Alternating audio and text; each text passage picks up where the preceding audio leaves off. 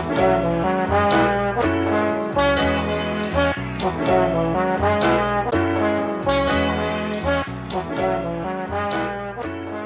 right, everybody, welcome to the second episode of This, That. And the other. I'm Joey. I'm Ian. And on this episode, we're going to be talking about Warped Tour. Warped Tour is making a good little resurgence. It's got a couple of tour dates this year, so it's not exactly the Warped Tour we grew up going to, but it does have select dates this year. And we're going to be talking about the bands that got us into Warped Tour. It was a big part of our youth, so let's go ahead and jump into it. So how do you feel about Warped Tour making the comeback that it announced earlier last year? I'm very optimistic about it. I'm pretty stoked about it. I hate the only thing. Okay, I'm not even gonna say I hate. The only thing I dislike about it is that it only has 3 dates. I don't know how I feel about that either, because you don't get to really experience a Warped Tour, you know? Exactly, and I mean that's like kind of the hard part about it is that like it's a 3-day thing, so these people are gonna have to travel one. Which okay, everybody has to travel sometime or another. And also, like, I feel like if you're traveling to another city, you're not going to get the experience you want to as in, like, your hometown vibe. Like, right. You're not going to be able to feel how it actually feels to, like, travel to one of your local venues that maybe or may not you might not have been to before and just have this, like, crazy experience that you would experience at Warped Tour. So I'm pretty hopeful about it. But at the same time, we'll see how it goes with the 3-day Yeah, I mean, thing. like for us here in Atlanta, it would be at Lakewood Amphitheater, and they would have like 3 or 4, I think actually more than that. They probably have like 5 or 6 stages set up because they had the small stages and everything. But you're right on that. The very first time I ever went to Lakewood Amphitheater was for a Warped Tour. I think it was back in 2004, might have been 2005. But yeah, I never stepped foot into that big ass amphitheater until it was for Warped Tour. And then, of course, going there for a single artist is a way different experience.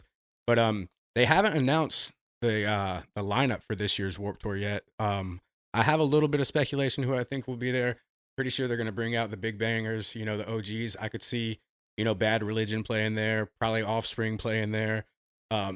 Might bring out Blink-182 and Green Day for there. Yeah, but I would like to see some of those bands.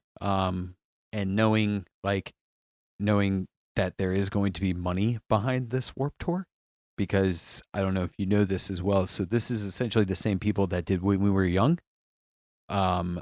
So I'm kind of curious to see how that's going to play into. Well, see, also it wasn't explained to me, and it was like a 3-day thing until recently. I thought it was just going to be a 1-day show at all these dates, but then it's turning into a music fest. And like, I don't know how, unless you were around back then, unless you have any inkling of Warped Tour used to be like, I just want to let you kids know this is not Warped Tour. This is not the Warped Tour we grew up on. I'm sure they're going to go for the vibe of it. I'm sure they're yeah. I mean, but what's the vibe going to be? The big poster, or the big inflatable thing, letting you know what time your band's playing. Like we had to wake up at 8:30 in the morning, get to Atlanta, be the first people in line, because if you didn't, you would get there. Because this happened to me at one of the Warped Tours I went to. I got there a little too late. I'm standing in line waiting to get in with my ticket, and the band that I came to see is already playing, and I can hear them I can hear them from the line, because that was another thing about Warped Tour back in the day.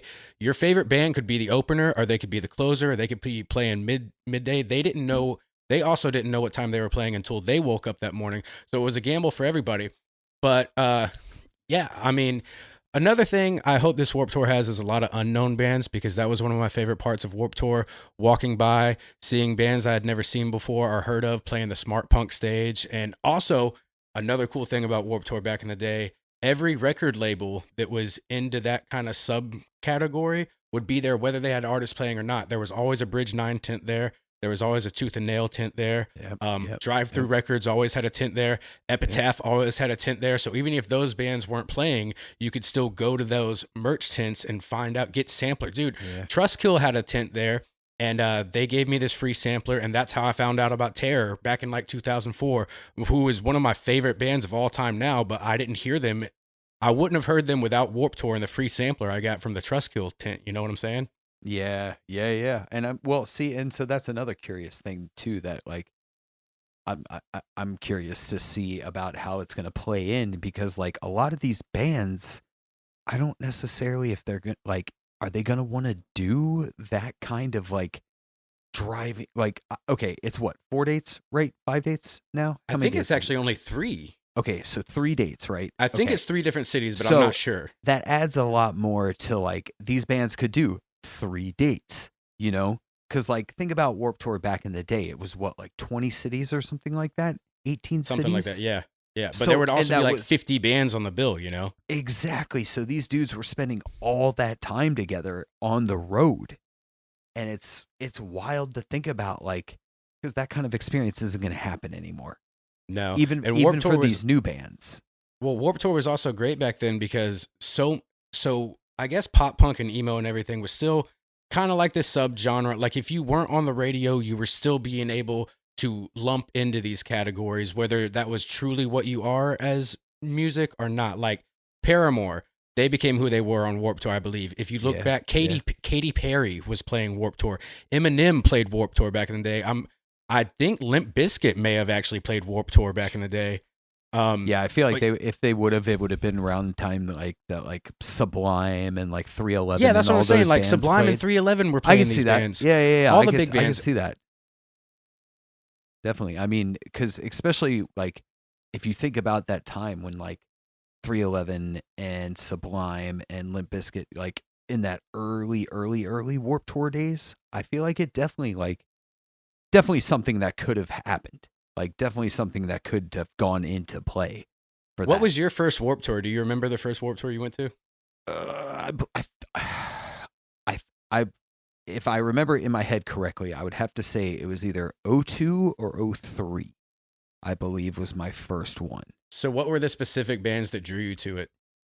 The first year, I kind of had some friends that were going. So that's kind of how I got introduced. Like I knew some bands that were playing, but it was never something like that in my head. I was like, oh, I want to attend this, or like, yeah, I want to go to this, because from the pictures I had seen and like the little video clips and stuff around you would see back then, it just looked like this like total rager. You know what I mean? Like it just looked like this all out, just like hellfest crazy thing that happens, you know? And I don't want to say I wasn't curious, but at the same time, I was like, I'm not trying to get my ass beat in the middle of a parking lot at Lakewood, you know, kind of thing. Yeah. So I never really went, but then I had some friends that were going one year, and I have to believe it was either 02 or 03. They were kind of like, no, you're going to get tickets and you're going to come with us. And I was like, well, okay. Like, let me see if it's cool with my parents. And then like, because, you know, I was probably 14 years old, probably somewhere around there, like 14, 15 years old, maybe. Yeah, And so I had to check with my parents, and I don't know, bought a ticket from probably Publix, probably back in the day, because that's where you had to go buy a ticket. Oh yeah, Publix. And, Publix was the Ticketmaster spot. I remember that. I still have tickets to this day in like my little memory box that I would buy from Publix. Absolutely. Little ticket stubs. Yeah. They don't do that anymore either. No, they don't do that. But then also, like, do you remember going there and like, it was, you would tell the person behind the counter or something like who you were trying to go see, and they would just give you this like, dude, what did you just say? Yeah. Like, now I got to look them like, up. How do you spell that? How Who do are you they? What kind of music do they play? You know, Yeah. like that kind of thing. Because it was, yeah. So growing up, it was always a funny thing to be into these bands and like to go experience things like Ticketmaster. Instead of just logging on your phone and buying a ticket, you would like have to go talk to somebody about buying a ticket, and you would have to tell this random stranger like, oh yeah, I need a ticket for Newfound Glory.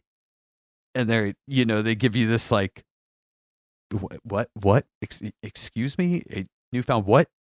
Yeah, like, oh yeah, I need a ticket for that. Or like, so like Warped Tour, you know, like going to buy tickets for Warped Tour. It was like me and my friend went to buy tickets, and they're just like, Warped Tour, huh?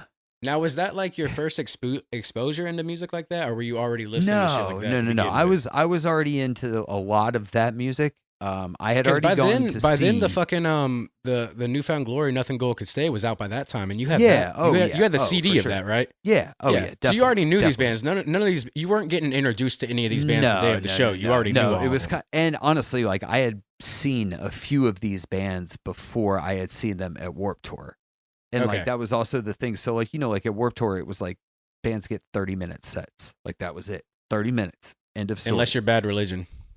Then or Then No you- Effects. then you or get an the hour. headliners. Yeah. The headliners. Yeah, the they headliners get an hour. 45 to an hour. The only So, reason like- the only reason I keep throwing Bad Religion out there is because when I went to my first Warped Tour, they were the headliners, and it was kind of like back in the day. You could pay what you pay to go to Warped Tour, or you could pay that same amount of money to go see Bad Religion by themselves. So for me, it was a killer deal. I was like, well, I'll just go pay this amount of money to see Warped all Tour. these fucking bands. Yeah. And the thing is, like, Bad Religion and No Effects are like they've never really been my scene. I tried to like them. I'm more in. I like MXPX a lot, but when I tell people this, some people get it and some people don't. I like punk. I like punk music, but I don't like punk rock. You know what I'm saying? Like that's not really my thing. Like I like Casualties and I like The Unseen and I like Against Me and shit like that. But like punk rock, like Social D and Bad Religion and No Effects, it's good. It's fine. It is what it is. It's just not for me. It doesn't do anything for me. So is it more of like the West Coast stuff that you don't like? It's not necessarily West Coast because some of my favorite bands are from West Coast, but I think it's just that distinctive sound that it has that just doesn't do it for me. Like old AFI, like Very Proud of You and those types of records. Yeah. That quintessentially is like my style of punk. Like that's what I like when it comes to punk. But like Bad Religion, more like, I guess you can't really say sing-alongy because old AFI is very like chant, but I like that style of punk more than like Bad Religion or Social D and stuff like that. And I'm not saying that those bands aren't good. Don't quote me on that. They're good at what they do. I get you. They're great music. It's just not for me, you know? Yeah, absolutely. But back then, you know, that's what was popular. I think all my friends were into Bad Religion and stuff, and that was like our main focus of going. And then Rise Against was playing and Billy Talent was playing. Yeah. Which once what was your first year attending? It was either 04 or 05, but I want to say it's 04 because when I've looked back on it, the bands I keep mentioning, I'm pretty sure were 04. I know the Casualties played. It was 04 because they're only Chasing Safety by Under Oath had just came out. And it was a big deal because Under Oath was playing the Smart Punk stage and everybody bum rushed the stage and the Smart Punk stage collapsed. Like it went in on itself. And and this was at like 2 p.m. So they had to close the entire stage and nobody else got to play that stage for the rest of the day because everybody bum rushed the stage when Under Oath played and it fucking collapsed. Yeah. Yeah, Whoa. dude. So yeah, crazy. that was at my very first Warped Tour. I remember that. Maybe it was later. Joan Jett played this one too. Okay, so you were in so I'll propose the same question to you. You were already into like the scene before you started attending. In a way. So like punk rock and hardcore and all that stuff was a very big part of my youth, but I grew up listening to hip hop. I grew up on the south side of Atlanta where hip hop was everywhere. Hip hop to this day is my first love. Hip hop is what got me into music. I always tell people, and sometimes they get confused, but people who really know me, they're like, oh yeah, that makes sense. Like it's hip hop and then it's hardcore. Like that's how I love stuff. And the thing is, like when I first heard hardcore bands, not necessarily punk rock, but like hardcore, like Madball and, you know, Terror and Crown of Thorns and stuff like that, they're speaking of the same stuff that the hip hop community stands for, you know, like sticking up for yourself, not taking any shit from anybody, you know, treating your friends like family, you know, like coming from poor areas and stuff. They all sing about the same stuff. It's just hardcore does it in a more aggressive way. So it was pretty easy for me to gravitate towards hardcore growing up a hip hop kid. You know what I'm saying? So yeah, I've always thought that those two communities coexist very well. And if you look at it too, like Biohazard and Suicidal Tendencies, all those guys had they had a lot of love in the hip hop community just because if you really listen to the music and what they're saying, it really does go hand in hand. So I grew up a hip hop kid, but I was introduced to punk rock. In all honesty, as crazy as it sounds, it probably was through MTV, as backwards as that sounds. But you know, when Blink-182 came out, they took over the whole fucking world, you know? And through Blink-182, I found more, I guess, like punk music. Like then you had Sum 41 coming out of nowhere. You had Newfound Glory coming out of nowhere. Was it MTV or was it Tony Hawk's Pro Skater? So Tony Hawk's, Tony Hawk's Pro Skater did put the music in my mind, but I wasn't able to like visualize. And you got to understand too, I'm a lot younger than you, so those were actually kind of at the same time. And I think we're gonna have to fact check the dates, but I think like Enema of the State might have been pre Tony Hawk. We'd have to fact check, but I do. Yeah. Anyway. Yeah, but yeah. I mean, that's how I got into it. Tony Hawk definitely played a pivotal role. I mean, by the time I went to Warped Tour, Tony Hawk was. I think we were at Tony Hawk's Underground by that point. Right. But yeah, no. I initially went to Warped Tour because all my friends wanted to go, and I mean, I just remember it being a blast. I remember being in the sweltering summer heat, dehydrated as hell. You couldn't get water anywhere, but you could get Monster Energy for free if you went to the Monster Energy tent and drank it in there. So let's just dehydrate these teenage kids more than that. But it was one of those things too that like the internet was around, but it was still pretty primitive back then. Social media wasn't a thing. And so I didn't know the extent of who all was playing until I got there. So it was a lot of excitement, like, oh shit, they're playing. Oh my God, these guys are playing this stage. And then the worst part of the day was when you had to decide which band you were going to see because they're both playing at the same time.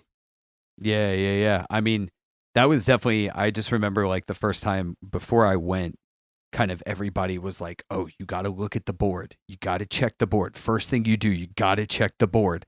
And that's what everybody told me too. And I was like, what is this board you guys are talking about? Exactly. So like there reached a point where like, and this is tying into what you just said about how like you would get to the board and you would be like, oh man, so-and-so is playing at 10 o'clock, but then like this person's playing at 10:30. And they're opposite sides of the fairgrounds. Complete opposites. And you know by the time that you get to this other band that the crowd is going to be completely full and everybody's going to be everywhere.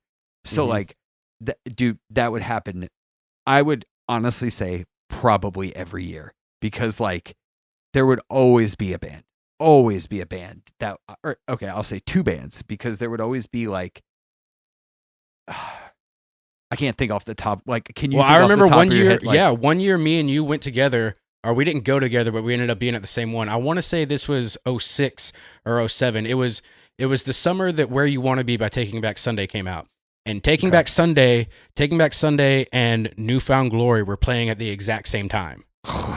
And then, but not just that, I'm leaving Newfound Glory. I'm walking to see Taking Back Sunday, and Every Time I Die is in the middle of their set. No. Yeah. Fuck. So it's like, what do you do? You know? Yeah, I mean, I know who I went and saw. Well, no, as soon as I saw Andy from Every Time I Die shredding, I just stopped and I was like, all right, well, I guess Taking Back Sunday, I'll see you some other time. I just stood there and watched the whole Every Time I Die set. Yeah. And they were riding the wave of Gutter Phenomenon. The song The New Black was everywhere. Like that was their peak, you know? Yeah.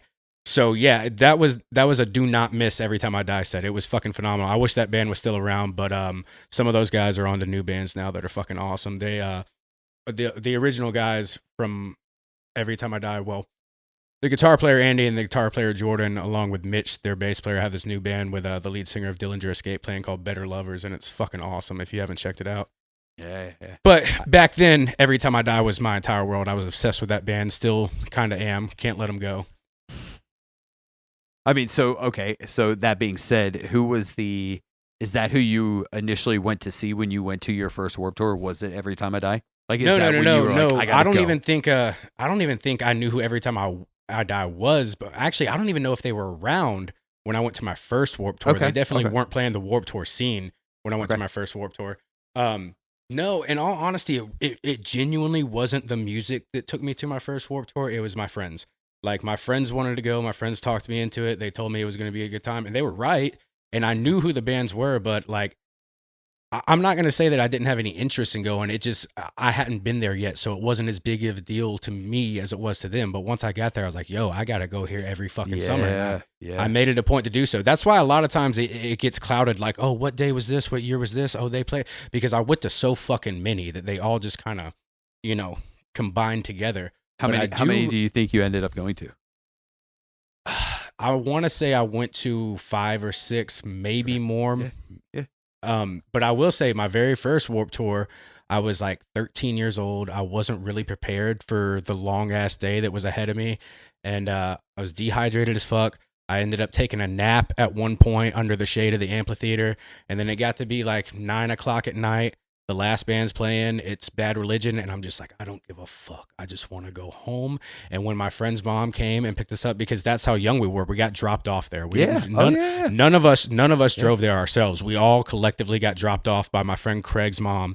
And as soon as I sat down in the back seat, I passed the fuck out all the way back home. Damn. Hell yeah. Yeah. I think actually I want to say my mom probably dropped me off at my first Warped Tour. It was either that or I went with another mutual friend of ours, but I do honestly feel like I think I did drop my mom off. So yeah, but anyway, going back to the question that was at hand, who was the band initially that what was the reason for going to your first Warped Tour? Yeah, I mean, like I said, mainly just friends. I knew that Bad Religion was going to play, and I really wanted to see them. I know I keep going back to that answer, but that was like a very monumental thing, getting to see them play at that time of year. But then as time went on, it was really just it seemed for a minute there that all of my favorite bands were playing Warped Tour every year, which I loved. I remember getting to see Set Your Goals there. I saw Newfound Glory there numerous times. I saw Every Time I Die there numerous times. And then there were some hidden gems that you got to see. I saw Joan Jett and the Blackhearts play. Saw Andrew WK play. You'd really get like a really big smorgasbord of, Helmet played there one year. Against Me was always there. And then when you got towards the end of Warped Tour, it was really more of like a screamo hardcore thing. It started gravitating away from punk rock, and then kind of like just like whatever popular was going on. Like Bring Me the Horizon played there in their early days. I saw Defeater there. And the Early November at like the same time. Like they were playing two separate stages at the same time. It was wild. It was pretty cool. But yeah, I mean, like it got to a point where any band that you were into was playing. If you were part of that scene, like all of your favorite bands were going to be at Warped Tour that year. Yeah. Yeah. I mean, that was definitely, I know there was definitely one year when they had the Drive-Thru Records stage. And I will go back to this reference a lot because that was one of my favorite years because I was so obsessed with Drive-Thru Records at the time. I remember so many of these bands were playing the Drive-Thru Records stage, and I essentially just like lost touch of everything outside of it. And there were so many bands that played that year that like I look at that lineup now and I'm like, should have seen it. Definitely went and saw this instead of that. I know what you mean. I don't want to say I wasted time because I don't think I wasted time at all because seeing the Drive-Thru Record stage and seeing these bands at this time was so monumental and so amazing. Well, it was back I think it was like 2005. There was this band I was really into called From Autumn to Ashes, and they were playing one of the amphitheater stages, and that year specifically, they were the band I went for. They were playing, and Coheed and Cambria were playing, and those were like the two bands I wanted to be there to see. So From Autumn to Ashes is playing one of the amphitheater stages, which thankfully is under shade. But they weren't playing until like 2:30, and I remember like I went to the board, I saw the stage they were playing, and I just stood in the front row the entire time until they played. And I had to sit through so many bands that I did not want to see, just waiting to see them play. Like there was this band, I remember it because I was not into them at all. And once again, I say this with all sincerity, I will never tell you that a band sucks, because that's not cool. You know, they put their entire heart and their entire, being into the music they make, and it reaches other people on a separate level. And, but that being said, there was this band that played called Chronic Future, which was like a rap rock band. And I had to sit through their entire set waiting for From Autumn to Ashes. And now that you mentioned that, it's just like, man, there's so much other shit I could have been doing than sitting there watching Chronic Future waiting for From Autumn to Ashes take the stage. Yeah, but like you said, I mean, it's an all-day type of affair. So like you are there from like 8 o'clock in the morning until sometimes 11 o'clock at night. So like understanding that you took a nap there is like that it's a very Warped Tour move. Just see somebody I had like to. And I wasn't the only person either. I was no. not the only person taking a nap. I'm just saying like never. I had to. Like I physically had to take a nap. And I probably missed out on some good bands right there. But I also didn't get to go to the Warped Tours. You got to go. You got to see Boxcar Racer at Warped Tour. You got to see Blink-182 at Race. Never. You saw Transplants then, right? No, never. No, I've actually I never seen thought trance bands. no. I thought you said you went to a Warped Tour where they both played. No, hell no. I don't think that couldn't have ever happened. Think about it. Blink-182 and Boxcar Racer playing at the same time. That couldn't have happened. No. I'm not saying the same show. I'm saying you've seen them play at Warped Tours, right? No. I saw Warped Tour, or I'm sorry, I saw Boxcar Racer at the Tabernacle here. I think on their one and only tour. Oh, okay. And Maybe it was I like, I think it was for a Warped Tour then. I think it was H2O, Boxcar Racer, and somebody else. I feel like maybe The Used, maybe something like that. But yeah, that was the one time I've seen Boxcar Racer, and I remember it because I skipped night school. What were you doing in night school? Hey man, that's for another discussion. But yeah, I mean, it was one of those things. I just remember, like, especially like after getting the ticket and you read like who these bands are that going to be, especially the bands. Like I said, we had seen bands. I don't know if you had, but I had seen some of these bands before Warped Tour. So it was kind of cool to see like, oh, I'm finally going to get a chance to see this band. I'm going to get a chance to see this band. Like, I always thought that was a cool thing about Warped Tour because like, you're going to see a band who they really are when they're like 14 cities deep into a Warped Tour. Like you're going to see what these bands are really made of at that time. Yeah. So it was always a cool thing to see some of these bands and how they grew as they were on Warped Tour or didn't grow, as some bands probably didn't make it through Warped Tour all the time. But I just remember seeing some of these bands that I didn't get to see, and I don't know if I ever got to see them again besides at Warped Tour. And I think that's pretty cool. I don't know if that's necessarily an experience. Again, going back to what I had said, like, I necessarily don't know if this will be the experience that some of these people get to have, because especially people our age, like, I would hope that a lot of these people our age have already seen these bands before. Yeah. Because nowadays, some of these kids that are going to see some of these bands at a festival and paying $250 or whatever this might cost. Whatever, I'm not saying that Warped Tour is going to cost $250 to go to. I expect it to cost about that much. That's what I'm saying. If it's anywhere in the realm of like when we were young and these other festivals that are happening nowadays, I do feel like the tickets are going to be somewhere in the upper hundreds area. And nowadays, kids don't necessarily have kind of an issue paying for that. But seeing these bands, to be able to see these bands in multiple cities and to have these like kind of multi-experiences, because essentially the way this is set up this year, or the way Warped Tour is set up, I believe, correct me if I'm wrong, you will still be able to attend when we were young, and you'll be able to attend Warped Tour. So I think it's one of those experiences where it's like, well, I'm going to be able to see two of these bands that maybe I didn't get to see one time in a city. I'm going to be able to go see them another time, Yeah. Kind of thing. So we'll see how that plays out. Yeah. All I know is that when we were teenagers, it was $20, or they did food drives where you could bring canned food and get in for free. And that they don't do that no more. Well, yeah, the can drive thing, I think also, I would hope went to feeding the musicians at the time, Possibly, yeah. I remember don't Warped Tour used to have this thing called they used to have this thing called the barbecue band, and the only reason I know about it is there was an opening band I saw one year called Left Alone, and before they left the stage, they talked about how they were the Warped Tour band, that they got to play this festival, but they had to help like feed everybody, so they needed to like buy food on every stop. And the lead singer was like, hey, if anybody will give us a ride to the store so I can buy some stuff to barbecue for everybody, I'll give you free merch and stuff like that. And all their posters, they were calling themselves the barbecue band on it. Oh, so that's so sick. Yeah, cool. I think it may have been something that they worked out specifically, or it could have been a universal thing. But I feel like that was a real thing, that there was always like the up and comer bands that were like, all right, you get to play this Warped Tour, you get some exposure, but you gotta help feed the crew, Yeah. That'd be a pretty solid deal. I don't know. I kind of feel like I would take that up if I was you get to go on this whatever how long tour, but the kicker is you just got to feed your homies. Yeah, Like, yeah. I mean, we can do that.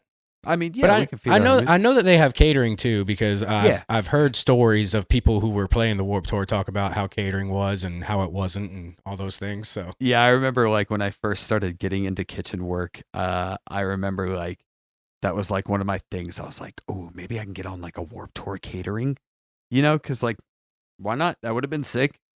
you probably don't want to though, because I never heard any good things about the catering. Exactly. Nowadays, in the age I am now, I look at it now and I'm like, man, that probably would have really sucked.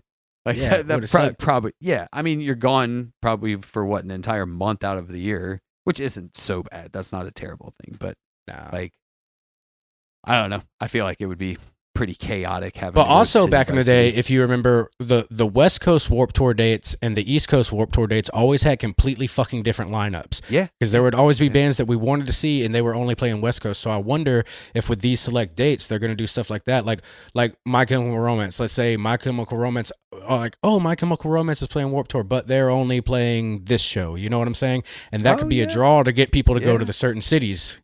Yeah, I mean, I could definitely see them doing something like that. Which, also going back to what I said, like that would be pretty sick to make people to try and have to go to the multiple cities. Like that'd be kind of fun. Like that Yeah, way but you then kinda you're the have only to- one touring. Like you're doing your own Warped Tour at that point. Yeah, yeah. I mean, that's kind of true. Which also, I mean, that kind of sucks for Wasn't the- there wasn't there talks of like a warped cruise? Did that already happen? Like, wasn't that the leeway into making this happen? They did I mean, like a is Warped that- Tour cruise thing or some shit like Is that. that not? They're the Emo's coming Dead out of cruise? everywhere with the fucking cruises and with the one-off fest and the emo cruise, and then Chris Jericho's got his cruise. It's like everybody's got a niche in a cruise ship or on a fucking Kiss one-day cruise. music festival. Yeah. Fuck Kiss. Yeah. No, I'm Fuck just Kiss. saying. There's all these. It's just all these bands that have. Like I Like you know said, I like said I wouldn't talk cruises. shit about bands, but fuck Kiss, fuck Gene Simmons, fuck him. All right. Fuck them. Anyway, that's a conversation for another day. Yeah, fuck. But going back, I think it's gonna be an experience that's I think some people might lose. I genuinely do, because like, especially for some of these bands, I know it Well, probably yeah, sucks and in a way, you don't because have to when earn you- your stripes doing it that way. You know what I'm saying? exactly, You don't. exactly. It's too easy. Like, oh, You know, here we it's- go, dudes. All right, you better get ready for 18 days on the road, and every stop we're playing every single day. But kicker is, you don't know when you're gonna play. So like, I feel like, and I've heard from, like we have some homies that have played Warped Tour and stuff like that, and it's like there's these things that like when it happens, like you don't think about it being a fan. Like you don't think about like the fact that you being a fan and you coming out as a person, you're getting there at 8, 9 o'clock in the morning, right? And the first band is going on at 10 or 10:30 in the morning. Like after this band just got driving the whole way to whatever city you're in, playing the day before, doing whatever work they had to do, doing whatever it takes to be these musicians that they are and do these things. And it's like, you don't think about that when you're in that state. You know what I mean? No, but to that point, I have heard some stories from friends of ours that played Warped Tour about the punishment aspect of it, like going out on tour, getting drunk, showing your ass, being a piece of shit. Oh, guess what, motherfucker? You're opening tomorrow. Exactly. So like, that's kind of what I'm saying too. Like you can't like going out And when partying we and say raging. when we say we did that, you didn't know what it did not matter how big your band was. It didn't matter who you were. It didn't matter if you were No Effects. It didn't matter if you were Blink 182. If you were playing at noon that day, you were playing at noon, and it didn't fucking matter. Shit, noon. That's nice. Some of these dudes had to play at like 10, 10:30 in the morning. You know what I mean? Yeah, some Like, people hey, had to wake wake up up and and immediately sing. sound check. Yeah, yeah. Like that's yeah, wake up and wild. go. That's You know? crazy. That's crazy. But that is one thing that's taken away from this that I do kind of miss about the Warped Tour aspect is like it kind of took away the whole rock and roll attitude of it. Like you weren't too big for this shit. It's like we're all equal here. Like I don't give a fuck that you sold 1 million records last year. You're playing at 10 o'clock this morning, and the band that nobody's heard of is gonna play after you. Yeah, that's true. That's true. Because I know there definitely was, and I'm sure everybody can agree and attest to this because it goes back to the whole timing conversation. But like I'm sure people can agree that there was probably a few years where like you're like, oh, let's say Under Oath, like Under Oath is definitely going to headline this year, or Under Oath is definitely going to be a midday card. Like they're going to be smack dab in the middle, but then they're playing at 10 a.m. They're opening the day, or they're playing very last, which you didn't anticipate because maybe you went to see Blink-182, or you went to see NoFX, or you went to see one of these bands, and nobody anticipated that, oh my God, they're playing at this. Under Oath and NoFX are playing at the same time.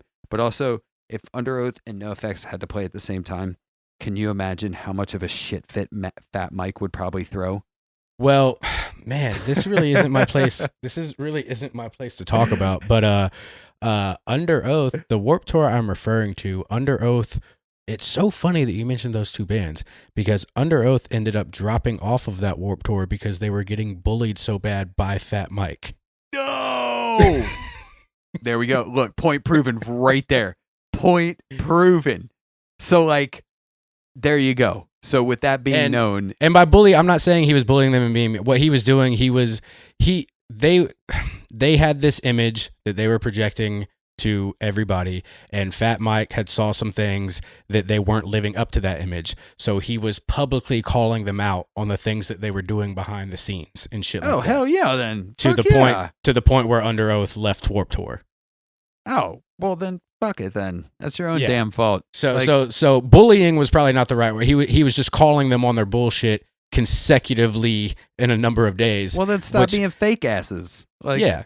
Like stop being. And I think Under Oath has grown out of that, because I've seen them lately, and I've heard interviews and I've listened to their new music, and I feel like now they're finally being their genuine selves, and I think that's what Fat Mike was calling them out on back then. It was not being genuine. Yeah, I hope they've all grown out that, and I just want you to know I have nothing against Under Oath. I think they're great guys, but that's what the whole debacle was. Oh, okay, yeah. I mean, I get it. Whatever. And also to tie on that, They're Only Chasing Safety is one of the greatest albums to ever be written. And if anybody wants to argue that, I'm standing right here, or in this case, I'm sitting, and we can talk all night about this subject. Yeah, no, Under Oath is still a solid band. They Under Oath came out with an album like 2 or 3 years ago that was fucking. I listened to it in the gym front to back, and it was solid. I didn't have anything bad to say about it at all. Yeah. Yep. Yeah, I mean, it's a crazy thing too, and here's going, thinking about how some people, and we're speculating that tickets might cost $250, right?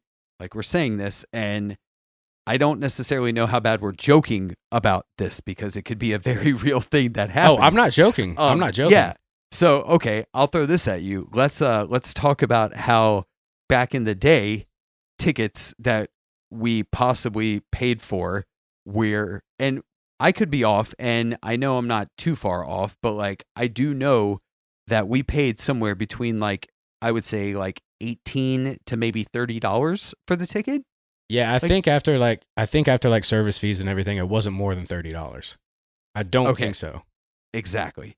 So like, it's crazy to me to think that that's going to happen if they try and advertise this as a one day, like thinking about that as well. Like if they try and tie this into a 1-day festival in each of these cities, and they try and push this off as like a $150 to a $250 ticket for this thing, like, dude, could you imagine? Like that is. I can't imagine, because I know that people will still do it. And in all honesty, like, I mean, there's a chance that we'll do it. So, I mean, we're part of the problem. If it came to Atlanta, I will I can't even honestly say, because it depends on who the people were. Because if it was $150, like, well, yeah, so people were paying $140 for nosebleed seats at Blink-182. So yeah, but what I'm saying is the lineup drops on the 27th of this month. It really will determine how I feel about it. But if the lineup is that fucking good, I mean, Orlando's not that far away. That's true. It's worth it for us to go. There's one thing we won't do when we're in Orlando, though, and we're not going to go to Hulk Hogan's Beach Shop. I'll tell you that. Ooh, no sir, no sir, no sir. But yeah, we'll see how it is, and I guess we'll get closer to the Orlando date and let you guys know if we're gonna go and see if we're gonna see any of you guys down there. I'm gonna tell you right now, there's a solid 90% chance that even with a good lineup, I still will not go. But it's still fun to think about. Yeah. But all right, Ian, tell everyone where they can find us. So make sure everybody, make sure you follow us on Instagram, Facebook, and X. We are at TTATO Podcast ATL. Again, that's TTATO Podcast ATL. You can follow us on there to stay up to date with all of our new episodes, with all of our new things that we're trying to do with this podcast. Thank you, everybody, for listening to us. We appreciate you taking your time out of your day to listen to just us talk about Warped Tour and talk about what got us into these bands and what brought us into this music, and to essentially to create what we know and love today, and to see how the future headlines and the future of this Warped Tour ends up being. And thank you, everyone, for listening to us. Yeah, man. Thank you guys a lot. Ian and I are going to go play some GoldenEye and 64